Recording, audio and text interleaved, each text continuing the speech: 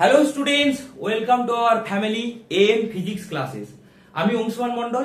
তো আজকে আমরা ক্লাস 10 এর চলতড়িৎ চ্যাপ্টারে আমরা খুবই ইন্টারেস্টিং একটা জিনিস শিখবো। ওকে, তো দেখো এটা হচ্ছে চলতড়িতের লেকচার নাম্বার 9।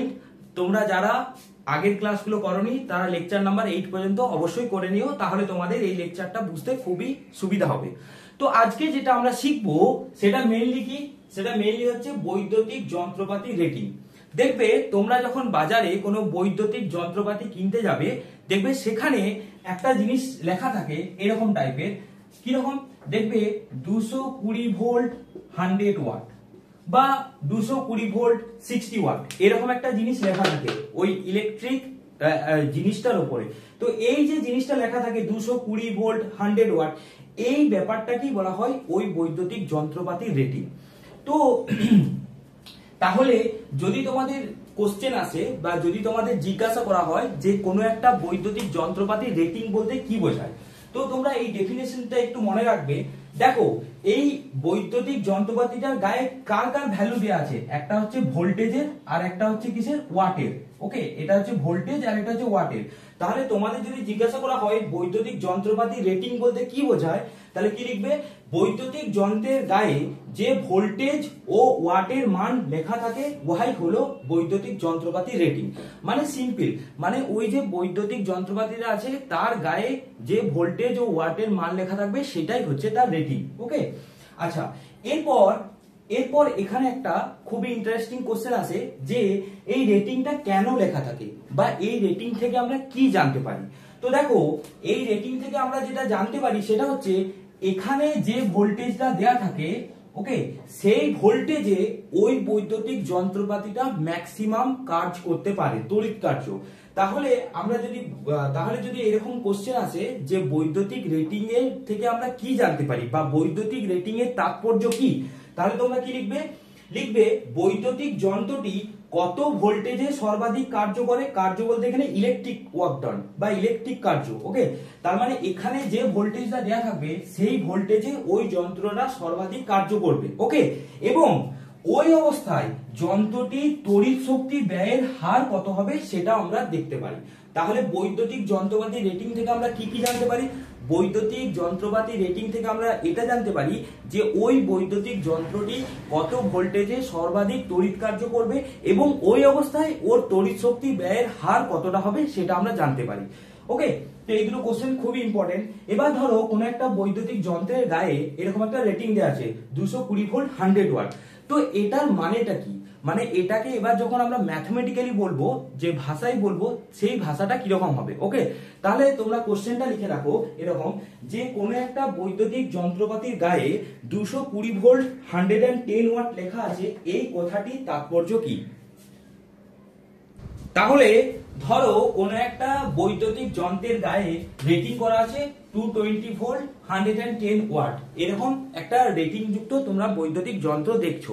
এটার মানেটা কি, মানে হচ্ছে যদি বৈদ্যুতিক যন্ত্রটিকে 220 ভোল্ট বিভব বিশিষ্ট বৈদ্যুতিক লাইনে যোগ করলে কি করবে, যন্ত্রটি প্রতি সেকেন্ডে 110 জুল তড়িৎ শক্তি খরচা করবে।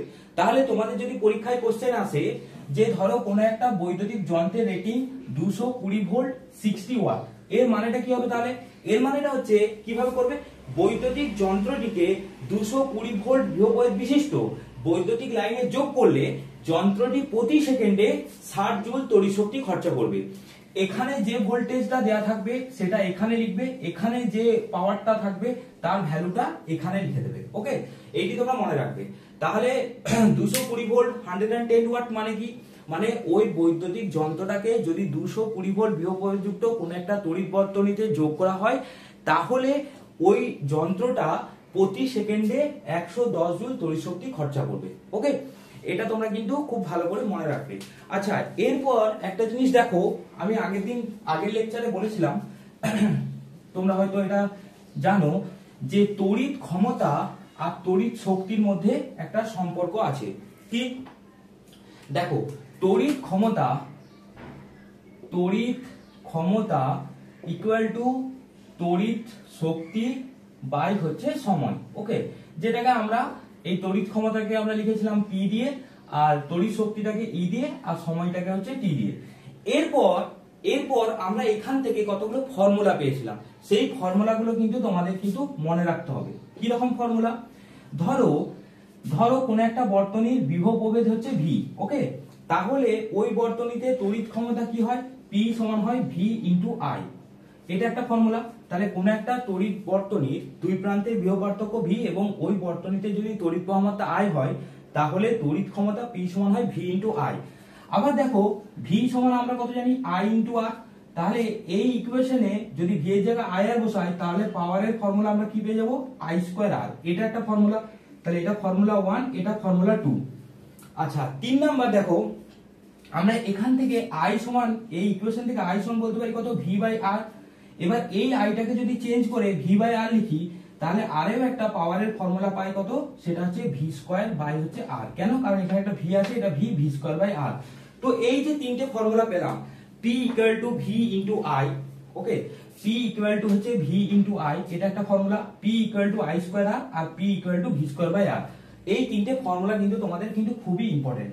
এরপর দেখো আমরা আগের দিন বলেছি কি যে আমাদের তড়িৎ ক্ষমতা, এই যে তড়িৎ ক্ষমতা, এর একক কি হয়? এর একক হচ্ছে ওয়াট। তড়িৎ ক্ষমতার একক হচ্ছে ওয়াট। আচ্ছা তড়িৎ শক্তির ইউনিট কি? তড়িৎ শক্তির ইউনিট হচ্ছে জুল। আর এখানে সময়ের একক কি? সময়ের একক হচ্ছে সেকেন্ড, ওকে, এটা তোমরা মনে রাখবে। আচ্ছা বিভব পার্থক্যের একক কি হয়? বিভব পার্থক্যের একক হচ্ছে ভোল্ট, এটা তোমরা মনে রাখবে। আচ্ছা কারেন্টের একক কি হয়? কারেন্টের একক হচ্ছে অ্যাম্পিয়ার।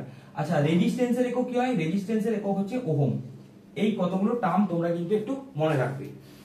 এরপর তোমাদের এই ব্যাপারটা কেন বলা হলো, মানে এই যে পাওয়ারের calculation, power P equal to V into I বা P equal to I square R বা P equal to V square R, কেন বলা হলো? দেখো ধরো তুমি একটা বৈদ্যুতিক যন্ত্র কিনেছো, যে যন্ত্রে রেটিং দেওয়া আছে 220 ভোল্ট এন্ড 110 ওয়াট। এবার ধরো এই বৈদ্যুতিক যন্ত্রটাকে, এটা ধরো বৈদ্যুতিক যন্ত্রটা যার রেটিং হচ্ছে 220 ভোল্ট 110 ওয়াট। এরপর কি করা হচ্ছে? এটাকে 220 ভোল্ট, আমরা 220 ভোল্ট বিভব প্রভেদ যুক্ত আমরা কোন একটা সার্কিটে জয়েন করেছি, মানে এইখান থেকে 220 ভোল্ট, এই দুটোর মধ্যে বিভব পার্থক্য। এবার এখানে এই যন্ত্রটা এখানে লাগানো আছে। এরপর আমাদের এখান থেকে তো তড়িৎ প্রবাহিত হবে, কারেন্ট যাবে, তড়িৎ প্রবাহ মাত্রা কত হবে? মানে এই রেটিং যুক্ত যন্ত্র যদি আমরা 220 ভোল্ট বিভব যুক্ত বৈদ্যুতিক লাইনে যদি আমরা কানেক্ট করি, তাহলে ওখান দিয়ে তড়িৎ প্রবাহ মাত্রা কত হবে?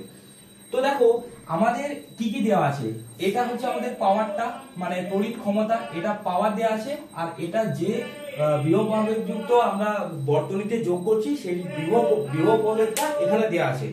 তো এরপর দেখো তাহলে আমরা কোন ফর্মুলা অ্যাপ্লাই করব, নাম্বার 1, নাম্বার 2 या নাম্বার 3? তোমরা দেখতেই পাচ্ছ যে পি দেওয়া আছে, ভি দেওয়া আছে, আই বের করতে হবে। তাহলে আমরা এখান থেকে আমরা কোন ফর্মুলা অ্যাপ্লাই করতে পারি? পি সমান আমরা ভি ইন্টু আই, এই ফর্মুলাটা অ্যাপ্লাই করব। তাহলে এখান থেকে কতটা তড়িৎ প্রবাহ মাত্রা হবে বা কতটা তড়িৎ প্রবাহিত হবে সেটা বের করার জন্য আমাদের P equal to V into I, এই ফর্মুলাটা ইউজ করতে হবে। তাহলে এখানে দেখো পি এর ভ্যালু কত দেওয়া আছে? 110, তাহলে 110, আর এখানে ভি এর ভ্যালু কত দেওয়া আছে? ভি এর ভ্যালু দেওয়া আছে 220, ওকে। তো that is equal to I. তাহলে এখানে 0 0 ক্যান্সেল হয়ে গেছে, 11/22 equal to 2, so I equal to হয়ে যাচ্ছে 1/2 ampere, that is equal to হচ্ছে 0.5 অ্যাম্পিয়ার, ওকে। তার মানে আমার যে বৈদ্যুতিক যন্ত্রের রেটিং 220 ভোল্ট 110 ওয়াট, সেটাকে যখন আমি কানেক্ট করছি তখন যে কারেন্টটা পাওয়া যাচ্ছে সেটা হচ্ছে 0.5 অ্যাম্পিয়ার। তো তোমাদের কিন্তু এরকমও কোশ্চেন আসতে পারে যে একটা রেটিং দেওয়া আছে, সেই রেটিংটা যখন আমরা বৈদ্যুতিক লাইনে কানেক্ট করব তখন ওখান থেকে কারেন্টটা কত হবে সেটা তোমাদের বের করতে দিতে পারে। তো এটা মনে রাখবে, এখানে যেটা থাকে সেটা পাওয়ারের ফর্মুলা, মানে তড়িৎ ক্ষমতা, আর এখানে যেটা থাকে সেই ভোল্টেজে কানেক্ট করা হয়। তো এই formula P equal to V into I দিয়ে ইজিলি তোমরা বের করতে পারবে। আচ্ছা এখান থেকে আরো একটা ক্যালকুলেশন করতে দেয়, সেই ক্যালকুলেশনটা হচ্ছে ওই যে বৈদ্যুতিক যন্ত্রটা কেনা হয়েছে বা বৈদ্যুতিক যন্ত্রের যে রেটিংটা দেওয়া আছে, সেই বৈদ্যুতিক যন্ত্রের রোধ কত, দেখো এই যে আমাদের বৈদ্যুতিক যন্ত্রটা কেনা হয়েছে, সেই বৈদ্যুতিক যন্ত্রের তো একটা রোধ আছে, আর সেই আরটা কত? ধরো তোমাদের পি দেয়া আছে আর ভি দেয়া আছে, তাহলে আমরা আর কি করে বের করব? এই তো এই formula P equal to V square by R. তাহলে তোমরা এখানে বসিয়ে দাও আর ইকুয়াল টু হয়ে যাবে কত ভি স্কয়ার বাই পি। তাহলে ভি স্কয়ার মানে এখানে 220 ইনটু 220 আর পি মানে কত 110 তাহলে এটা কেটে যাবে 11 দিয়ে 2, তার মানে এটা হয়ে যাবে 440 ওহম। 2 4 2 4 0। ওকে, তার মানে যে তোমাকে যে রেটিং যুক্ত যে বৈদ্যুতিক যন্ত্রটা দেওয়া হয়েছে তার রোধ কত হলো, তার রোধ হলো কত 440 ওহম। এখন তোমাদের একটা কোশ্চেন হতে পারে যে আমরা এই ফর্মুলাটা কেন অ্যাপ্লাই করতে পারলাম না, এই যে মাঝের ফর্মুলা P = I²R। হ্যাঁ করতে পারো, যদি তোমরা কারেন্ট আগে বের করে নাও, তাহলে তোমরা ওই ফর্মুলা অ্যাপ্লাই করতে পারো। কারেন্ট যদি আগে তোমরা বের করে নাও তাহলে তোমরা ওই ফর্মুলা অ্যাপ্লাই করতে পারো। ওকে, তো দেখো যদি ধরো তোমরা আগে কারেন্ট বের করে নিয়েছো, ওকে 0.5 অ্যাম্পিয়ার, তারপরে এই ফর্মুলাটা অ্যাপ্লাই করে আরটা বের করতে পারবে না। দেখো P = কত হচ্ছে I²R, P এর ভ্যালু কত দেয়া আছে 110, I² মানে I কত বেরিয়েছিল 1/2, I² মানে 1/4 ইনটু R। তাহলে এখান থেকে আমরা কত পেয়ে যাবো R = 4 × 110 মানে 440 ওহম। তো তোমরা এই ফর্মুলাটা অ্যাপ্লাই করেও করতে পারো, কিন্তু এই ফর্মুলাটা করলে আগে তোমাদের এখান থেকে কারেন্টটা বের করে নিতে হবে, তারপর তোমাদের করতে হবে। ওকে, তো এইভাবে কিন্তু কোনো একটা বৈদ্যুতিক যন্ত্রপাতি যদি রেটিং দেওয়া থাকে, সেই বৈদ্যুতিক যন্ত্রটাকে যখন তড়িৎ বর্তনীতে কানেক্ট করা হবে, তখন সেই তড়িৎ বর্তনীতে কত প্রবাহ মাত্রা হবে, মানে তড়িৎ প্রবাহ মাত্রা কত হবে এবং ও রোধ, এই দুটো জিনিস কিন্তু ক্যালকুলেশন করা যায়। ওকে, তো এটা কিন্তু তোমরা ভালো করে নোট ডাউন করবে এবং লিখে রাখবে, এবং বিভিন্ন রেটিং যুক্ত বৈদ্যুতিক যন্ত্রপাতি দিয়ে যে বইয়ে তোমাদের প্রবলেমগুলো আছে, নিউমেরিক্যাল প্রবলেম, সেগুলো কিন্তু তোমরা সলভ করার চেষ্টা করবে। ওকে, আচ্ছা, অনেকের বাড়িতে দেখবে ফ্রিজ, এসি আছে, তো ওই ফ্রিজ বা এসির জন্য আমাদের কিন্তু আলাদা পয়েন্ট করতে হয় বৈদ্যুতিক লাইনের জন্য। ওগুলো কিন্তু যে আমাদের সুইচ বোর্ড থাকে, সেই সুইচ বোর্ডে কিন্তু কানেক্ট করা হয় না। এর পেছনে কিন্তু অনেক রিজন আছে। ধরো তোমরা একটা বৈদ্যুতিক যন্ত্রপাতি কিনেছো, যে যন্ত্রপাতিটার রেটিং দেওয়া আছে 220 ভোল্ট 3300 ওয়াট। ধরো বৈদ্যুতিক যন্ত্রপাতিটা যেটা কিনেছো সেটা আছে 220 ভোল্ট আর হচ্ছে 3300 ওয়াট। ওকে, একটু বড় আর কি, মানে 3300 ওয়াট মানে অনেক হেভি লোডের আর কি বৈদ্যুতিক যন্ত্র। এরপর ধরো তোমাদের এই যে সুইচ বোর্ড আছে, এই সুইচ বোর্ডের এখানে একটা ফিউজ থাকে। ওকে, এই ফিউজ থাকে। এবার এই ফিউজ কি রকম হয়? ফিউজ বিভিন্ন রকম হয়। একটা ফিউজ হয় 5 অ্যাম্পিয়ারের, একটা হয় 10 অ্যাম্পিয়ার, একটা হয় 15 অ্যাম্পিয়ার, একটা হয় 20 অ্যাম্পিয়ার। তো আরো বেশি হতে পারে, তবে বর্তমানে এই 5 অ্যাম্পিয়ারের ফিউজ সাধারণত ইউজ হয় না। মেইনলি যেটা হয় 10 আর 15 অ্যাম্পিয়ার। মানে কি, যে এই ফিউজের ভ্যালু 5 অ্যাম্পিয়ার বা 10 অ্যাম্পিয়ার বা 15 অ্যাম্পিয়ার বা 20 অ্যাম্পিয়ার, এর মানেটা কি? এর মানেটা হচ্ছে যে ওই ফিউজটার মধ্যে ম্যাক্সিমাম 5 অ্যাম্পিয়ার কারেন্ট ফ্লো হতে পারবে। মানে ধরো কোনো একটা ফিউজ তোমরা নিয়েছো, ওই ফিউজটায় লেখা আছে এটা 10 অ্যাম্পিয়ারের ফিউজ, 10 অ্যাম্পিয়ার। মানেটা কি? মানে হচ্ছে ওই ফিউজটার মধ্যে দিয়ে ম্যাক্সিমাম 10 অ্যাম্পিয়ার কারেন্ট ফ্লো হতে পারবে, ম্যাক্সিমাম 10 অ্যাম্পিয়ার। ওর থেকে বেশি গেলে কারেন্ট প্রবাহিত হলেই কিন্তু ফিউজটা কেটে যাবে। ওকে, তো এটা মনে রাখবে। তো বর্তমান দিনে 10 অ্যাম্পিয়ার বা 15 অ্যাম্পিয়ার আমাদের ইউজ করা হয়। তো এবার আমি যেটা বলছিলাম, যে ধরো একটা তোমরা বৈদ্যুতিক যন্ত্র কিনেছো যার রেটিং হচ্ছে 220 ভোল্ট 3300 ওয়াট। এরপর কি হয়েছে, এরপর তোমরা কি করছো, এই যন্ত্রটাকে তোমরা একটা কানেক্ট করেছো। এবার এখানে তোমরা একটা 5 অ্যাম্পিয়ারের ফিউজ ইউজ করেছো। 5 অ্যাম্পিয়ার, ধরো এটা হচ্ছে ব্যাটারি, এটা হচ্ছে তোমাদের ইলেকট্রিক, এখানে প্লাস মাইনাস আছে, মানে এটা প্লাগ, আর এখানে 5 অ্যাম্পিয়ারের একটা ফিউজ তোমরা ইউজ করেছো এই ইনস্ট্রুমেন্টটা এখানে ইউজ করে। তাহলে কি এটা দিয়ে কারেন্ট ফ্লো করবে না করবে না, এটা আমাদের দেখতে হবে। তো দেখো আমরা প্রথমে কি করব, আমরা প্রথমে এই বৈদ্যুতিক যন্ত্রপাতিটায় কতটা কারেন্ট ফ্লো হবে সেটা আমরা আগে বের করে নেব। কোন ফর্মুলা দিয়ে? এই যে P = V × I, এই ফর্মুলা দিয়ে। তাহলে এখানে P টা কত দেয়া আছে 3300 আর V টা কত দেয়া আছে 220 ভোল্ট। তাহলে এখানে I = কত হচ্ছে, এটা কেটে যাচ্ছে, এটা 11 2 আর এটা হচ্ছে 30 আর 2 দিয়ে হচ্ছে 15। তাহলে এখানে যে কারেন্ট ফ্লো হচ্ছে কত 15 অ্যাম্পিয়ার। ওকে, তার মানে এখান দিয়ে যে কারেন্ট ফ্লো করবে সেই কারেন্টটা ফ্লো করবে কত 15 অ্যাম্পিয়ার, কিন্তু আমাদের এখানে যে ফিউজটা লাগানো আছে সেই ফিউজটা কত 5 অ্যাম্পিয়ার, মানে এর মধ্যে দিয়ে ম্যাক্সিমাম 5 অ্যাম্পিয়ার কারেন্ট যেতে পারে, এর থেকে বেশি গেলেই সঙ্গে সঙ্গে ফিউজটা কিন্তু কেটে যাবে। তাহলে আমার এই যন্ত্রটার জন্য এখান থেকে কতটা কারেন্ট যাচ্ছে 15 অ্যাম্পিয়ার, তাহলে এখানে কি হবে, এখানে 5 অ্যাম্পিয়ার ম্যাক্সিমাম ও কারেন্ট পাস করতে পারবে, তাহলে তখনই কি হবে ফিউজটা কেটে যাবে, মানে ফিউজ তারটা কেটে যাবে, তারপরে এখান থেকে কিন্তু আর কারেন্ট ফ্লো করবে না। এই জন্য কি করা হয়, এই জন্য যে এসি বা ফ্রিজ যে যন্ত্রপাতিগুলো আছে সেগুলো কিন্তু ডিরেক্ট কানেকশন করা হয়, কারণ ওর মধ্যে দিয়ে বেশি কারেন্ট ফ্লো করতে পারে। ওকে, আর ওদের জন্য আলাদা ম্যাক্সিমাম ওদের জন্য 15 অ্যাম্পিয়ার বা 20 অ্যাম্পিয়ার ফিউজ ইউজ করা হয়, যাতে ওখানে বেশি পরিমাণ কারেন্ট ফ্লো করতে পারে। আর ফিউজ ইউজ করা হয় তোমরা জানো শর্ট সার্কিট, যদি বাই চান্স কোনো কারণে শর্ট সার্কিট হয়ে যায় তাহলে কিন্তু কি হবে ফিউজ তারটা কেটে যাবে, তার ফলে ওই ইলেকট্রিক যন্ত্রপাতিগুলো ঠিকঠাক থাকবে, নাহলে কিন্তু ফ্রিজ বা এসি খারাপ হয়ে যেতে পারে। তো তোমাদের পরীক্ষায় কিন্তু এরকম কোশ্চেন আসতে পারে কিরকম, যে একটা বৈদ্যুতিক যন্ত্রপাতি রেটিং দেওয়া হয়েছে এবং ওই বৈদ্যুতিক যন্ত্রপাতিটা যখন ইলেকট্রিক সার্কিটে কানেক্ট করা হচ্ছে তখন ওখানে তোমাদের দেওয়া থাকতে পারে যে এই সার্কিটে কি এত অ্যাম্পিয়ারের ফিউজ ইউজ করা যেতে পারে বা যেতে পারে না। তখন তোমরা কি করবে, তখন কারেন্টটা দেখবে কত অ্যাম্পিয়ার হচ্ছে, ওই যে রেটিং যুক্ত যন্ত্রপাতিটা দেওয়া আছে তার জন্য কতটা কারেন্ট যাচ্ছে সেটা দেখবে, আর ফিউজটা দেখবে কত অ্যাম্পিয়ার দেওয়া আছে। যদি এই কারেন্টটা ফিউজের থেকে বেশি হয় তার মানে ওখানে কিন্তু ফিউজটা কেটে যাবে, মানে তড়িৎ প্রবাহিত হবে না। কিন্তু যদি এই কারেন্টটা যদি কম হয় তখন হবে।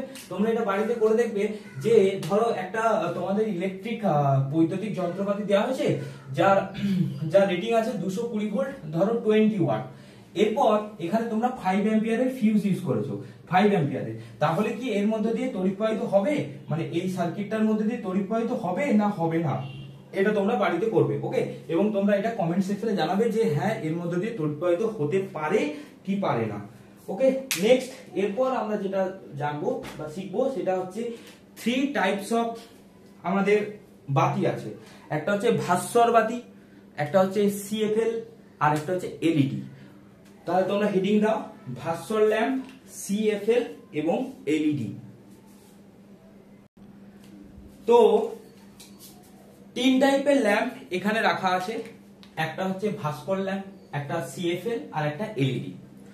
দেখো ভাস্কর ল্যাম্প বা ভাস্বর ল্যাম্প কোনটা, এই যে ভাস্বর ল্যাম্প আছে, এই ভাস্বর ল্যাম্পটা কিরকম, ওই পুরোনো দিনের যে লাল লাইট বলা হতো না, লাল লাইট, ওই টাইপের লাইট গুলোকে বলা হয় ভাস্বর ল্যাম্প। এবার এই ভাস্বর ল্যাম্প না সিএফএল না এলইডি কোনটা বেশি ইউজ করা আমাদের পক্ষে ভালো এবং কেন, সেটা আমাদের ডিটেলসে জানতে হবে। দেখো ভাস্বর ল্যাম্প যেটা আছে সেটাই কি থাকে, সেটাই একটা ফিলামেন্ট থাকে। কার ফিলামেন্ট? টাংস্টেনের। এবং এটা কিন্তু রোধ কিন্তু খুব বেশি, এটা তোমরা মনে রাখবে, এর রোধ কিন্তু খুবই বেশি। আচ্ছা আমাদের একটা কথা বলো, সেটা হচ্ছে আমরা কোন প্রয়োজনে এই ভাস্বর ল্যাম্প ইউজ করি? আলো দেখার জন্য, লাইট পাওয়ার জন্য, এটা তো হিটের জন্য আমরা ইউজ করি না, যে এই ল্যাম্প দিয়ে মানে ভাস্বর ল্যাম্প দিয়ে আমরা রান্না করব বা কোনো এই হিটটা আমরা কাজে লাগাবো, সেটা তো করি না। আমরা মেইনলি কি করি, এই ভাস্বর ল্যাম্প দিয়ে আমরা আলো পাওয়ার জন্য আমরা মেইনলি এই ল্যাম্পটা ইউজ করি। এরপর দেখো এই ভাস্বর ল্যাম্পের কি হচ্ছে, ভাস্বর ল্যাম্পের ফিলামেন্ট থাকে এবং এই ফিলামেন্টটা উচ্চ রোধযুক্ত হওয়ায় এর মধ্যে যখন তড়িৎ প্রবাহিত হয় তখন এতে কি হয়, তাপও উৎপন্ন হয়, আবার সাথে সাথে আলো উৎপন্ন হয়। তাহলে দুটো কাজ হচ্ছে, তাপও উৎপন্ন হচ্ছে আবার আলো উৎপন্ন হচ্ছে। এবার এই যে টাংস্টেন যুক্ত ফিলামেন্টটা আছে, যখন এর মধ্যে তড়িৎ প্রবাহিত হয় তখন এর উষ্ণতা প্রায় 2700 ডিগ্রির কাছাকাছি চলে যায়। ওকে, 2700 ডিগ্রির কাছাকাছি, নট সেন্টিগ্রেড, 2700 ডিগ্রির কাছাকাছি চলে যায়। তাহলে কি দেখো, তাহলে এই ফিলামেন্টটায় যখন তড়িৎ প্রবাহিত হচ্ছে তখন এতে তাপ উৎপন্ন হচ্ছে, আলো উৎপন্ন হচ্ছে। এরপর এর রোধ খুব উচ্চ হওয়ার জন্য কি হয়, এতে যখন তড়িৎ প্রবাহিত হয় তার 90% তাপ শক্তিতে রূপান্তরিত হয় আর 10% মাত্র আলোক শক্তিতে রূপান্তরিত হয়। তো আমাদের তো প্রয়োজন কি, এই ল্যাম্প কি জন্য প্রয়োজন, আমাদের আলোর জন্য। সেই জন্য কি হয়, সেই জন্য এতে অধিক পরিমাণে তাপ শক্তি, অধিক পরিমাণে তড়িৎ শক্তি অধিক পরিমাণে তাপ শক্তিতে রূপান্তরিত হয় এবং খুব কম পরিমাণে আলোক শক্তিতে রূপান্তরিত হয়। ওকে, এরপর দেখো এখন এই যে সিএফএল আছে বা এলইডি আছে, এতে কিন্তু কি হয়, এতে কিন্তু কোনো ফিলামেন্ট থাকে না, দুটোতেই কিন্তু কোনো ফিলামেন্ট থাকে না। যার জন্য কি হয়, যার জন্য এতে তড়িৎ শক্তি যতটা যায় সেটাই আলোক শক্তিতে রূপান্তরিত হয়ে যায়, ম্যাক্সিমামটাই আলোক শক্তিতে রূপান্তরিত হয়। এই জন্য আমাদের কিন্তু ভাস্কর ল্যাম্পের থেকে সিএফএল বা এলইডি ব্যবহার করা আমাদের পক্ষে ভালো। তাহলে এখানে একটা তোমাদের কোশ্চেন আসতে পারে যে ভাস্কর ল্যাম্পের থেকে ফ্লুorescent, ভাস্কর ল্যাম্পের থেকে সিএফএল এবং এলইডি ব্যবহার করা কেন ভালো? কারণ এটার কারণ তোমরা বলবে এইভাবে যে ভাস্কর ল্যাম্পে উচ্চ রোধযুক্ত টাংস্টেনযুক্ত ফিলামেন্ট থাকে, তাই এতে যখন তড়িৎ প্রবাহিত হয়, তড়িৎ থেকে তাপ এবং আলো দুটোই রূপান্তরিত হয়। তো ম্যাক্সিমাম তড়িৎ শক্তির ম্যাক্সিমামটাই তাপ শক্তিতে রূপান্তরিত হয়, তার ফলে আলোক শক্তি আমাদের কম তৈরি হয়। যার জন্য কি হয়, যার জন্য আমাদের যেটা দরকার, আমাদের দরকার তো আলোক শক্তি, সেই জন্য কি হয়, সেই জন্য এখানে বেশি মানে আমাদের তড়িৎ শক্তি ব্যয় হয় এবং আমাদের বেশি ইলেকট্রিক বিল আসবে। তো এটা তোমরা মনে রাখবে।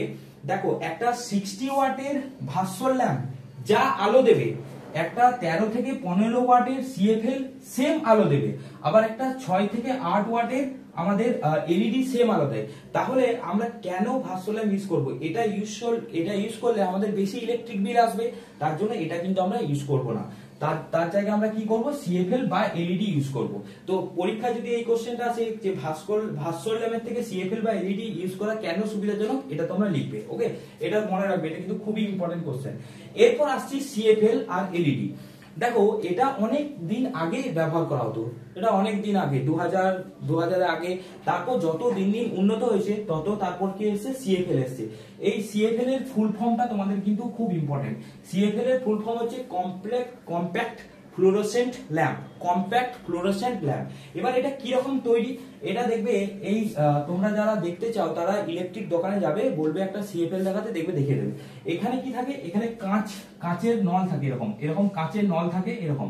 এবার কাঁচের নলটার মধ্যে কি থাকে, পারদ বাষ্প থাকে। ওকে, কিন্তু এর মধ্যে কোনো ফিলামেন্ট থাকে না। তো এর মধ্যে যখন তড়িৎ শক্তি যাবে, তখন তড়িৎ শক্তি কিসে কনভার্ট হয়ে যাবে, ম্যাক্সিমামটাই আলোক শক্তিতে কনভার্ট হয়ে যাবে। ওকে, এটা হলো আমাদের সিএফএল এর কাজ। আচ্ছা, এরপর এলইডি। এলইডির ফুল ফর্ম কি, এলইডি হচ্ছে লাইট এমিটেটিং ডায়োড, লাইট এমিটেটিং ডায়োড। এই ডায়োডের ব্যাপারটা তোমরা যদি আরো বেশি করে জানতে চাও, তাহলে তোমরা আমার ক্লাস 12 এর ভিডিওতে দেখবে, সেখানে ডায়োড সম্পর্কে তোমাদের অনেক কিছু বলা আছে এবং সেখানে তোমরা দেখলে তোমাদের এই ডায়োড সম্পর্কে কনসেপ্ট ক্লিয়ার হয়ে যাবে। এখন তোমাদের ডায়োডটা এত লাগবে না। তো এলইডির ফুল ফর্মটা ভালো করে মনে রাখবে। এবার এলইডিতে কি হয়, এলইডিতে যত আমরা কারেন্ট ফ্লো করব তত কি হবে, এখান থেকে আলোক শক্তি বের হবে বা আলো বের হবে, এটাকে আমরা বলবো আলো বের হবে। ওকে, এবার দেখো এলইডিতেও কোনো ফিলামেন্ট থাকে না, কিন্তু এলইডিতে এই যে ডায়োড ইউজ করা হয়, সেই ডায়োডটা কার ইউজ করা হয়, একটা হচ্ছে জিএএস, এটাকে বলা হয় এটা হচ্ছে গ্যালিয়াম, আর এস আর্সেনাইড, গ্যালিয়াম আর্সেনাইড, আর G A P, G A for gallium, P for phosphide. Okay, phosphide, এই দুটো আমাদের ডায়োড ইউজ করা হয়, এটা কিন্তু মনে রাখবে। আচ্ছা, এরপর দেখো একটা 13 থেকে 15 ওয়াটের একটা সিএফএল যে আলো দেবে, একটা 6 থেকে 8 ওয়াটের এলইডিও সেম আলো দেবে। তাহলে আমাদের যদি তড়িৎ শক্তি খরচা কমানোর জন্য আমরা কোন লাইটটা ইউজ করব, এলইডি না সিএফএল? আমরা অবশ্যই এলইডি ইউজ করব, কারণ একটা 6 ওয়াটের এলইডি যা আলো দেবে, একটা 13 থেকে 15 ওয়াটের সিএফএল সেম আলো দেবে। তার মানে কি বোঝা গেল, যে আমাদের সিএফএল এলইডি থেকে আমাদের কিন্তু এলইডি ইউজ করা অনেক ভালো। এই জন্য দেখবে এখনকার দিনে বর্তমানে যা কিছু আমাদের লাইট থাকে সবই ম্যাক্সিমাম এলইডি। সিএফএল এখন অনেক কমে গেছে, নেই বললেই চলে, এখন সবই হচ্ছে এলইডি বাল্ব। তাহলে এখান থেকে তোমরা দুটো জিনিস মনে রাখবে, একটা হচ্ছে যে ভাস্কর ল্যাম্পের থেকে সিএফএল এলইডি ইউজ করা ভালো, আর সিএফএল এলইডির মধ্যে এলইডি ইউজ করা ভালো। কেন ভালো, সেটা হচ্ছে একটাই কারণ বলছি, সেটা হচ্ছে যে এখানে 6 থেকে 8 ওয়াটের এলইডি যা আলো দেবে, এখানে হচ্ছে 13 থেকে 15 ওয়াটের সিএফএল সেম আলো দেয়। তো 13 থেকে 15 ওয়াট সিএফএল ইউজ করলে আমাদের তড়িৎ শক্তি বেশি ক্ষয় হবে, আমাদের ইলেকট্রিক বিল বেশি আসবে। এখানে 6 থেকে 8 ওয়াটের কিন্তু এলইডি ইউজ করলে কম্পারেটিভলি কম আসবে। তো এর আরো কিছু ডিফারেন্স আছে, যে এলইডি আর সিএফএল এর মধ্যে কোনটা ইউজ করা ভালো বা কোনটা ব্যবহার করা বেশি সুবিধাজনক, তারও কিছু আরো পয়েন্টস আছে, সেগুলো আমি বলবো, তোমরা এইটা ভালো করে নোট ডাউন করবে। ওকে, এটা কিন্তু ভালো করে তোমরা মনে রাখবে, এখান থেকে কিন্তু পরীক্ষায় কোশ্চেন আসতে পারে। তো চলো নেক্সট, এরপর আমি যেটা বলবো সেটা হচ্ছে যে সিএফএল এবং এলইডি এদের মধ্যে কোনটা ব্যবহার করা বেশি ভালো এবং কেন? সিএফএল এর তুলনায় এলইডি ব্যবহার করা সুবিধাজনক কেন? যদি পরীক্ষায় 2 মার্কসের বা 3 মার্কসের বা 1 মার্কসের কোশ্চেন আসে, তাহলে তোমরা কিভাবে লিখবে? এখানে বিষয় লিখবে, এখানে এলইডি লিখবে, এখানে সিএফএল লিখবে। দেখো, প্রথমত হচ্ছে বিষয় কি আছে? জীবনকাল। এলইডি প্রায় 30,000 থেকে 50,000 ঘন্টা পর্যন্ত চলতে পারে। একটা এলইডি 30 থেকে 50,000 ঘন্টা চলতে পারে, সেখানে সিএফএল মাত্র 9,000 থেকে 10,000 ঘন্টা চলবে। তাহলে এর জীবনকাল বেশি, মানে একটা এলইডি অনেক দিন পর্যন্ত লং লাস্টিং করবে। শক্তি রেটিং মানে একটা 6 থেকে 8 ওয়াটের এলইডি যা আলো দেবে, একটা 13 থেকে 15 ওয়াটের এলইডি সেম আলো দেবে। এরপর যদি সেম আলো দেয়, তাহলে আমরা সিএফএল এর থেকে এলইডি কেন ব্যবহার করব? কারণ এলইডি ব্যবহার করলে ইলেকট্রিক বিল খরচা কম হবে, কারণ এর পাওয়ারটা কম। ওকে, সেম আলো দিচ্ছে কিন্তু এর কম পাওয়ারে সেম আলো দিচ্ছে, সেই কম, যার যত পাওয়ার কম হবে সেই ইলেকট্রিক বিলের ক্ষেত্রে তার খরচাটাও তত কম হবে। ওকে, নেক্সট হচ্ছে জ্বলে ওঠার সময়।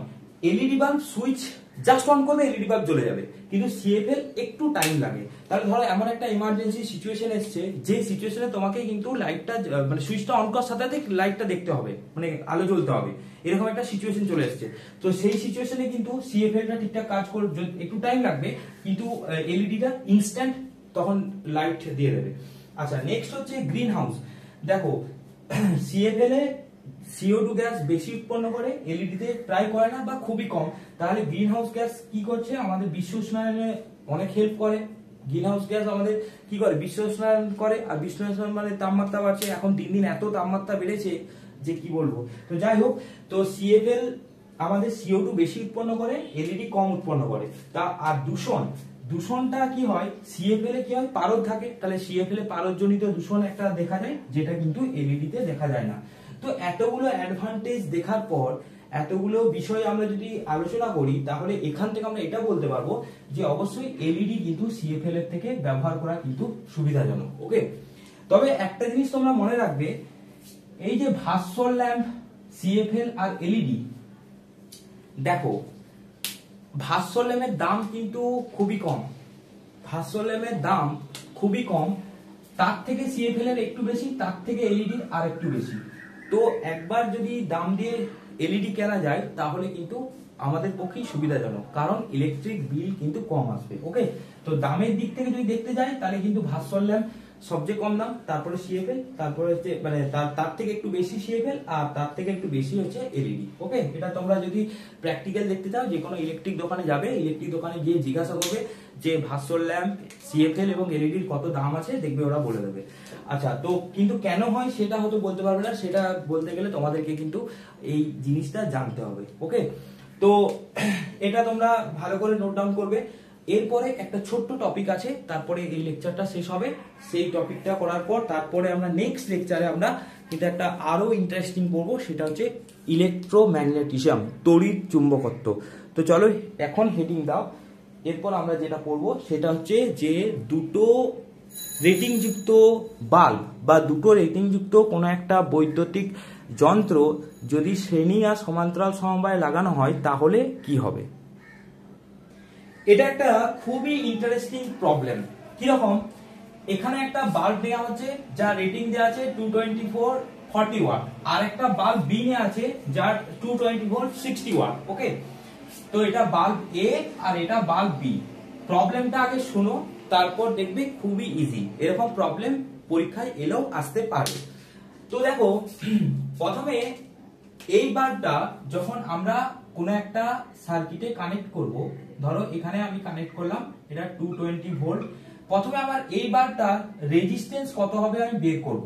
তো দেখো, এই বাল্বটার রেজিস্ট্যান্স আমরা বের করার ফর্মুলা পেয়েছিলাম P সমান V²/R, এটা আমরা পেয়েছিলাম। তাহলে এখান থেকে যদি এই বাল্বটার রেজিস্ট্যান্স R1 হয়, R1 সমান কত হবে? V², মানে 220 × 220 বাই হচ্ছে P, মানে 40। তাহলে এটা ক্যালকুলেশন করে বড় কত হবে? 220 × 220 বাই 40, 220 × 220 বাই 40। দেখো, এটা 1210 এরকম হবে। ওকে, 1210 ওহম হবে। এটা তোমরা ইজিলি ক্যালকুলেশন করতে পারবে, ক্যালকুলেশন নিয়ে কোনো চাপ নেই। তো তাহলে এই যে আমরা বাল্বটা কিনেছি, বা এই যে বাল্বের যে রেটিং আছে, সেই রেটিং এ বাল্বের যে রোধ, সেই বাল্বের রোধটা কত হচ্ছে?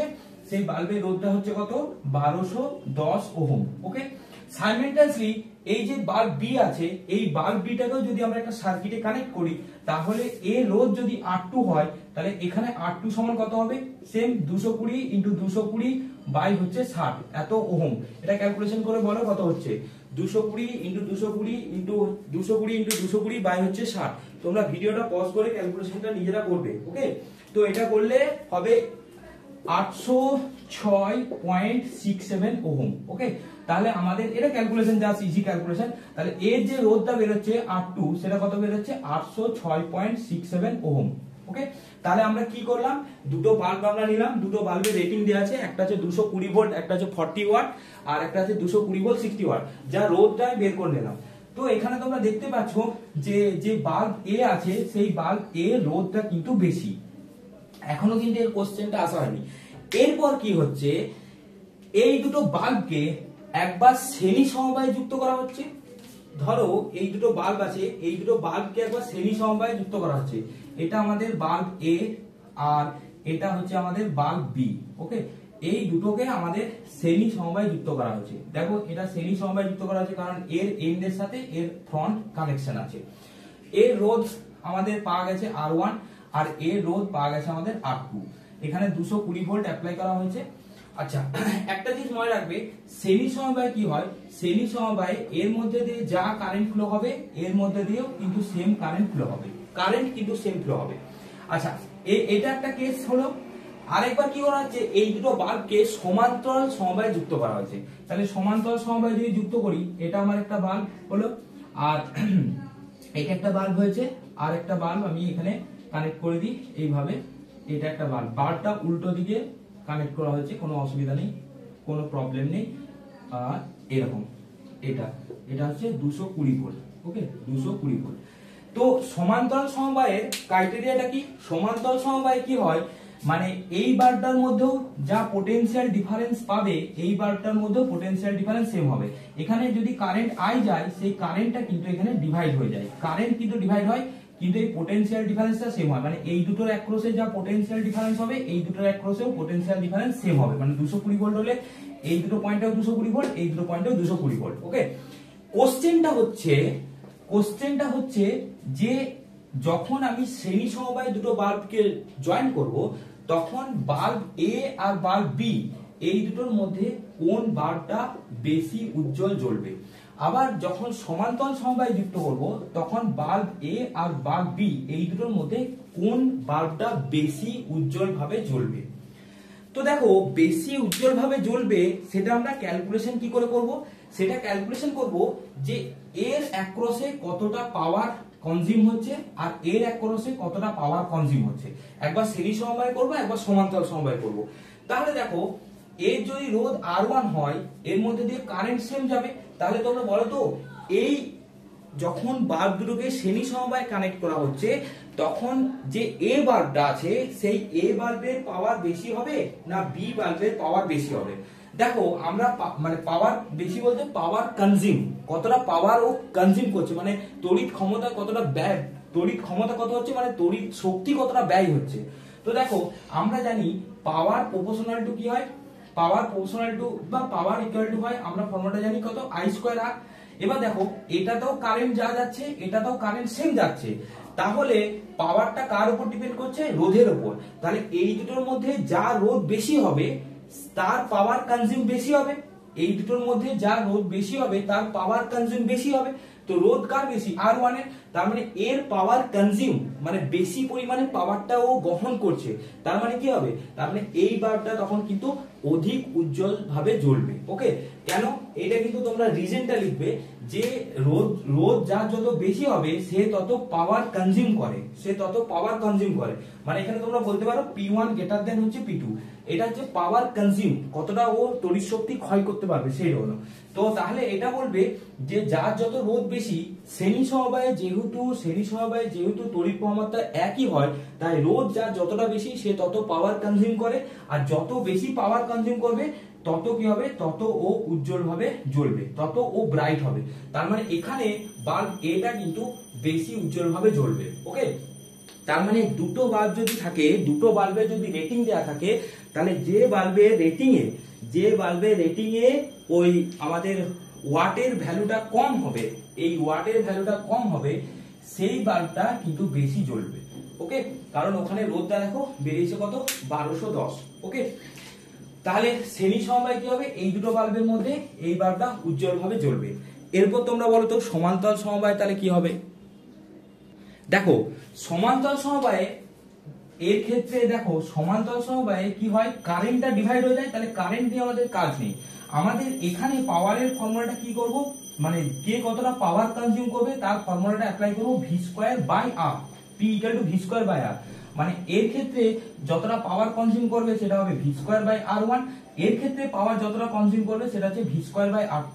এবার দেখো এখানে r1 কিন্তু r2, বাল্ব এর রেজিস্ট্যান্স বেশি বাল্ব এর, তাহলে কে বেশি পাওয়ার কনজিউম করবে, p1 না p2?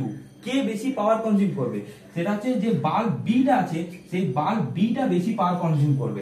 কারণ নিচে ছোটটা থাকলে এটা যেহেতু ডিনোমিনেটর ছোট, মানে হর ছোট, তার মানে এটা বড় হবে।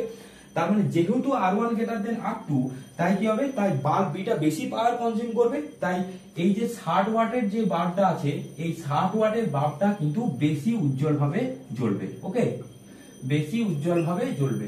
তাহলে দেখো দুটো বাল্ব আছে, দুটো বাল্ব দুটো রেটিং দেওয়া আছে, দুটো বাল্ব যখন এদের শ্রেণী সমবায় যোগ করা হচ্ছে, তখন যার ওয়াট কম, মানে যে বাল্বটা কম ওয়াটের সেই বাল্বটা বেশি উজ্জ্বল জ্বলবে। যখন সমান্তরাল সমবায়ে কানেক্ট করা হবে, তখন কিন্তু যার ওয়াট বেশি, মানে 40 ওয়াট না 60 ওয়াটের বাল্বটা কিন্তু কি হবে, বেশি উজ্জ্বল ভাবে জ্বলবে। এটা মনে রাখবে, কারণ হচ্ছে এই রেজিস্ট্যান্সটা এর কম, তার জন্য ও পাওয়ার বেশি কনজিউম করবে, আর পাওয়ার বেশি কনজিউম করলে ও বেশি উজ্জ্বল ভাবে জ্বলবে। তো এরকম তোমাদের কিন্তু কোশ্চেন পরীক্ষাতে আসতেই পারে, যে দুটো রেটিং দেওয়া আছে, এবার দুটো রেটিং এর মধ্যে তোমাদের বলবে যে কোন বাল্বটা শ্রেণী সমবায়ে বা কোন বাল্বটা সমান্তরাল সমবায়ে বেশি উজ্জ্বল ভাবে জ্বলবে। এটা দুটো হলো, দুটো জায়গায় তিনটেও দিতে পারে। ধরো এখানে দিয়ে দিয়েছে 220 ভোল্ট আর 100 ওয়াট, এরকম দিয়ে দিল যে এরকম, এটা বাল্ব এ, এটা বাল্ব বি, আর এটা বাল্ব সি, এই তিনটে বাল্বকে একবার শ্রেণী সমবায়ে যুক্ত করা হলো, আর একবার সমান্তরাল সমবায়ে যুক্ত করা হলো। তো শ্রেণী সমবায়ের ক্ষেত্রে বাল্ব এ, বাল্ব বি, বাল্ব সি, এ, বি এবং সি এর মধ্যে কোনটা বেশি উজ্জ্বল জ্বলবে।